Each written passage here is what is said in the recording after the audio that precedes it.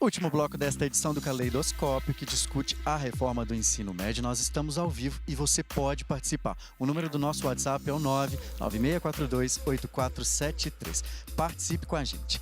Agora, eu tenho um recado para você. Chegou mensagem para você fazer parte deste grupo. Dá uma olhada.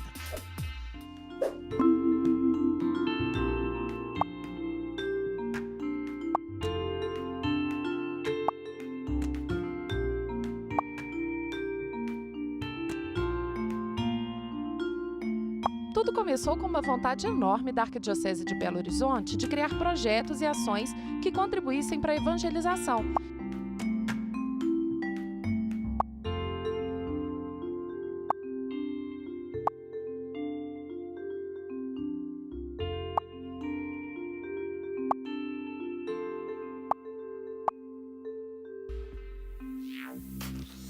Você também pode participar da campanha dos devotos de Nossa Senhora da Piedade. Saiba mais no site www.catedralcristoreibh.com.br ou pelo telefone 3319-6111.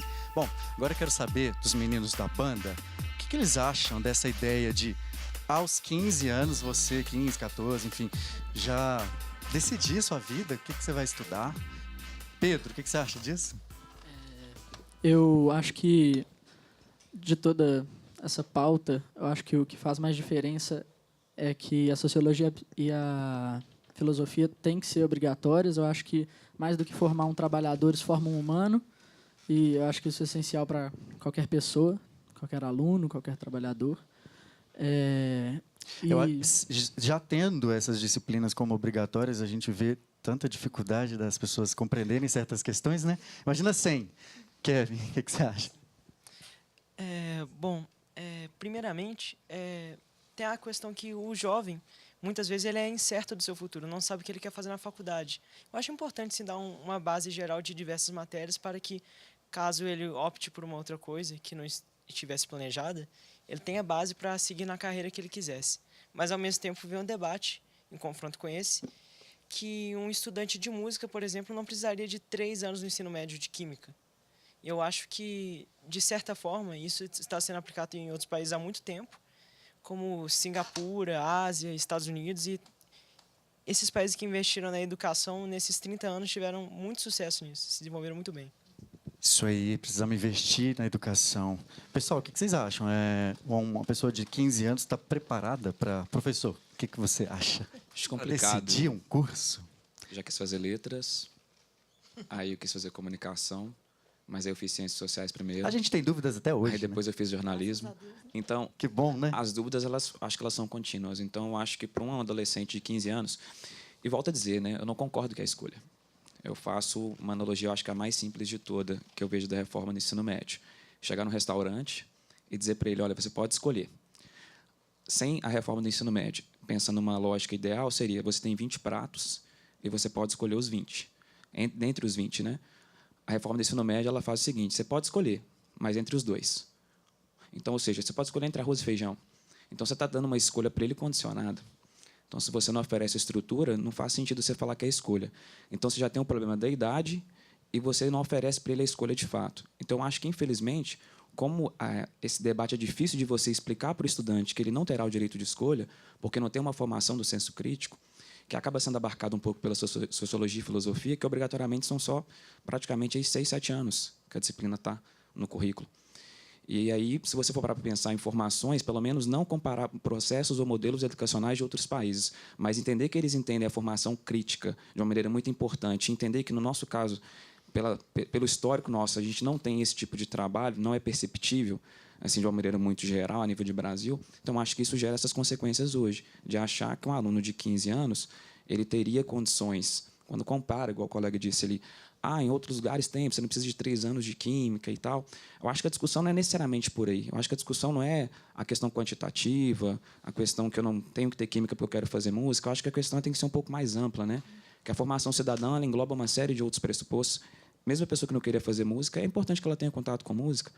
porque a coisa é tão matemática quanto a música, por exemplo. Então, eu acho que é pensar de uma maneira mais ampla, não desconsiderando isso, acho que é importante, mas a gente pensar a educação de uma maneira mais ampla e crítica, que eu acho que, infelizmente, a nível nosso, isso não significa que a gente é pior ou melhor. Só acho que a gente poderia aprimorar isso. É isso mesmo, professor. É o diálogo, é a discussão, que é o que a gente quer, e debater o assunto e conhecer as opiniões diferentes das nossas também. E eu quero assistir aí mais um trecho, mais algumas respostas sobre a reforma. E o que vai acontecer com o Enem se for aceito?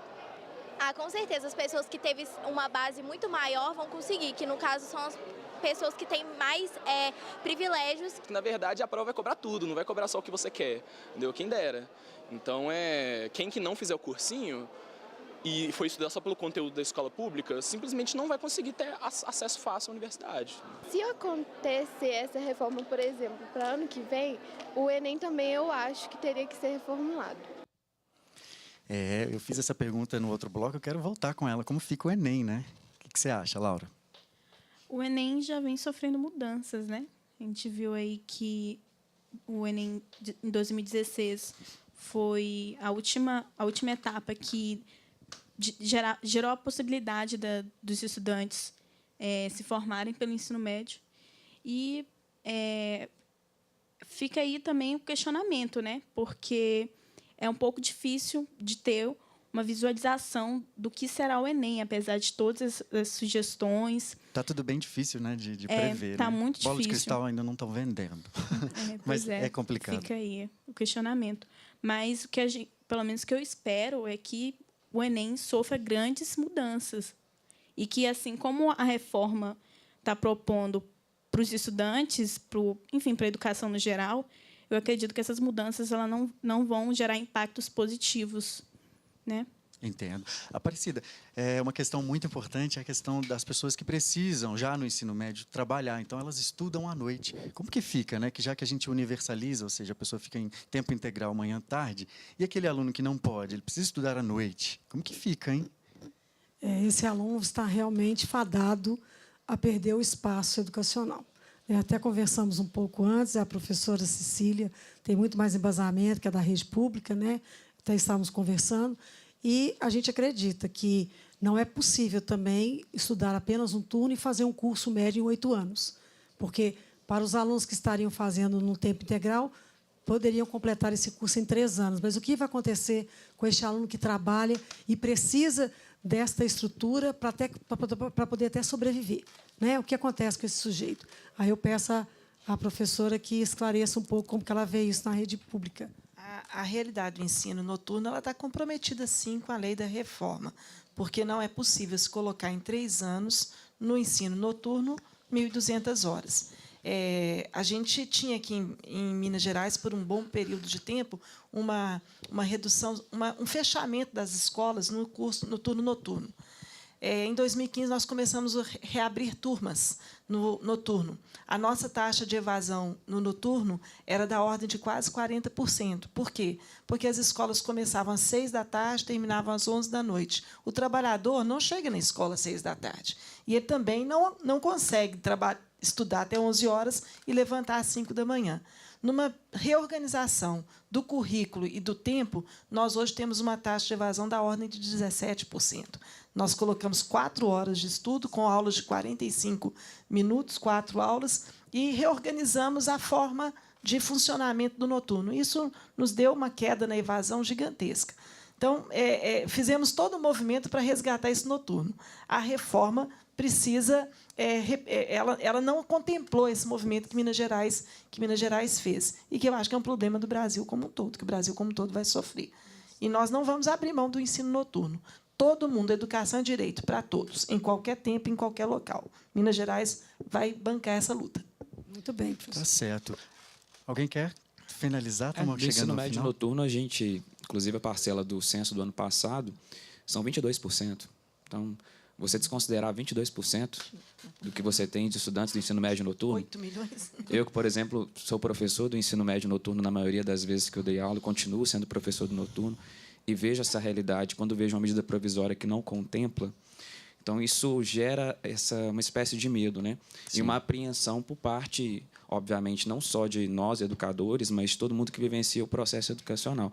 Eu acho que se não tiver debate, diálogo, mas debate, diálogo esclarecedor, né? Isso vai demorar tempo. Infelizmente, o que a gente vê na postura governamental é o caminho contrário. É diálogo, né? É pesquisar muito, porque a educação é muito importante. Gente, muito obrigado pela presença de todos. Vamos terminar com música. Obrigado, Rui Borba. Obrigado.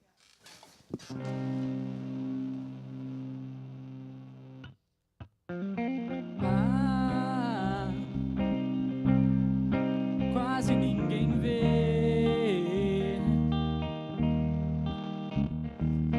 Quanto mais o tempo passa, mais eu sinto a graça em te viver.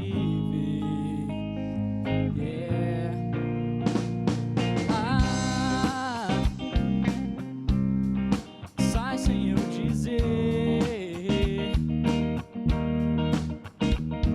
Tem mais do que te conto, não escondo quanto gosto de você.